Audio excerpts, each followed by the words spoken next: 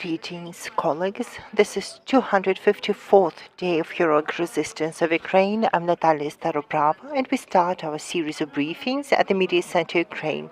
With us, we have Ivan Fedorov, the mayor of the city of Melitopol.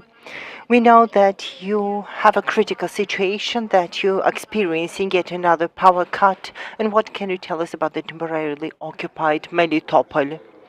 I'm currently located in the city of Zaporizhia, and it is experiencing power cuts as all the other Ukrainian cities. We did experience such cut a few minutes ago, so we may also have the cell coverage down. As for the situation in the temporarily occupied Melitopol, as across the temporarily occupied Zaporizhia, it is not improving. Yesterday, the headquarters of the occupiers was liquidated. This was the quarters where the special units from the Federal Security Service of Russia were located. These were the dormitories and the hardware warehouse. This was the least accessible location because of the location as it was in the lower part of the city. The servicemen of Russia were both killed and injured. Some of them were transported into other districts of the town, and later we can know about the number of the killed in action. As for the city, we have to prioritize the following information because the Russian occupiers have not secured any support of the local population. They have unleashed a terror of the Ukrainian children, and the terror has taken the following form. There are children attending schools on the occupied territories. In the morning, they are searched. During the breaks, they're not allowed to go outside. They are forced to study Russian history, and they're forced to study the Russian hymns and sing patriotic Russian songs. In some areas of the occupied Zaporizhia regions, children were taken away as if for vacation to Crimea and Russia, Krasnodar, and have not returned. This has happened in Vodina, and there are 300 children that have been forcibly deported to Russia. The parents are resisting. They are not allowing their children to go to Crimea nor Krasnodar, but the Russians are threatening that they would continue doing the same.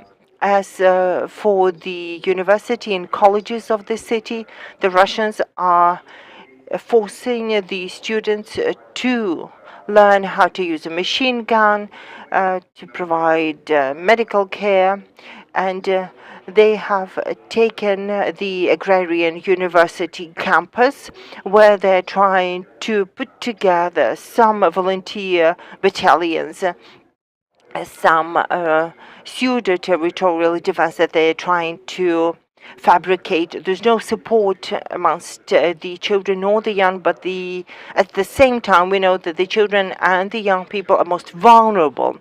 There's also a dire shortage of medication.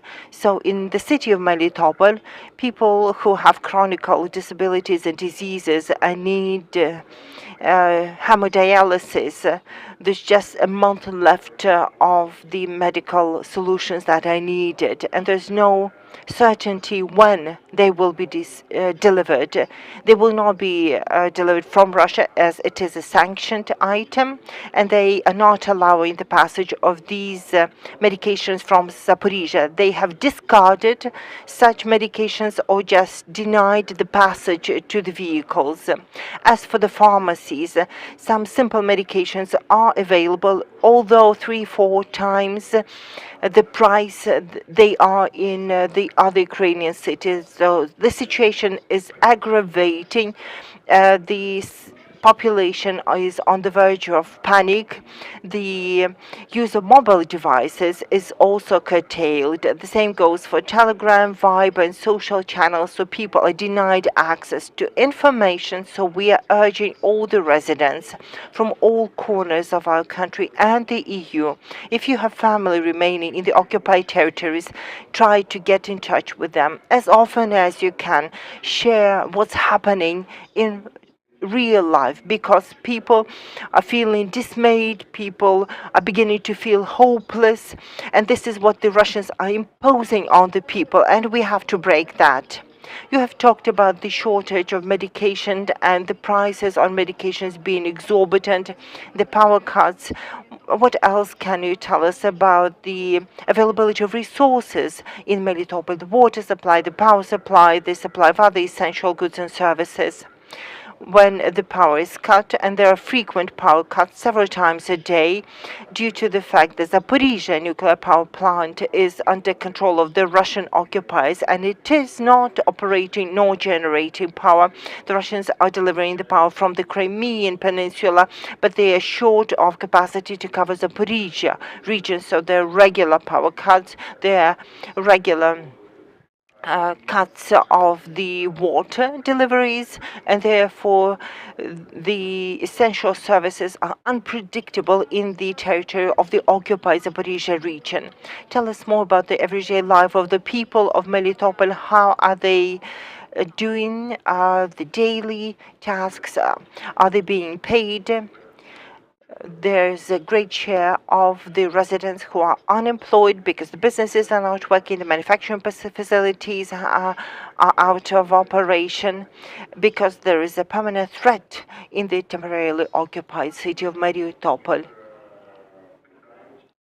People are tortured, people are beaten, people are raped, and ill-treated in a variety of ways, and people try to break free from the occupation. But the government of Ukraine has fulfilled all liabilities before the people. It is paying the social welfare payments, it is paying out the pensions, it is paying the salaries due to our doctors, teachers. We abide by all our duties before our people. Tell us about the evacuation of the people. Is the Russian enemy limiting the movement of the people of Melitopol? Can they break free from the occupation? The limitations are dire. Breaking free is incredibly difficult. If earlier there was about 1,000 people breaking free from the occupied territory from Vasilivka to Zaporizhzhia, now there are fewer than 150 up to 200 people who can leave per day. This is a fraction of the need. Today, people need to file an application to be able to leave. Once the application is filed, it takes a month to consider it, and then the answer is given whether people can be granted leave or not, and only then people can be granted passage through Vasilivka onwards to Zaporizhzhia. But the algorithm of the decision-making is obtuse. The second route is through Crimea. It's much longer, as there are queues at the Crimean bridge, and at the borders between the EU and Georgia, the queues of the Russians who are unwilling to be conscripted. So that route can take from 3 to 5 days, and that's how things are. And the third route for evacuation is through Berdyansk, Novoazovsk, but there's a territory controlled by the proxy fighters, DNR, and people have to go through the so-called filtration, and again the algorithm is unclear, so that is the most dangerous route. We have heard a lot about the resistance fighters of Melitopol who have earned their glory, and do we credit the explosion at the Russian headquarters to them? Currently, the resistance in Melitopol is only growing stronger by the day, and the key objectives that the resistance fighters pose to themselves are being met, and that is informing the special services of Ukraine, sharing locations about the dislocation of the enemy troops. It is the destruction and disruption of the enemy logistical routes, and doing everything to make the stay of the occupiers and collaborators on our land as uncomfortable comfortable as it can be. Yesterday, the bridge was detonated, and there's no logistic route for the Russians. This was a railway bridge delivering the ammunition and heavy weaponry. Yesterday, one of the headquarters was detonated, and this is a common doing, but it may have been the resistance fighters alone. We cannot say so. We cannot disclose the details of what's going on, but our resistance is only going stronger. Thank you. We talked to Ivan Fedorov, the mayor of Melitopol. Thank you for talking to us. Thank you. We'll be back shortly at 13:20. We'll talk to the head of Zaporizhia Oblast Military Administration,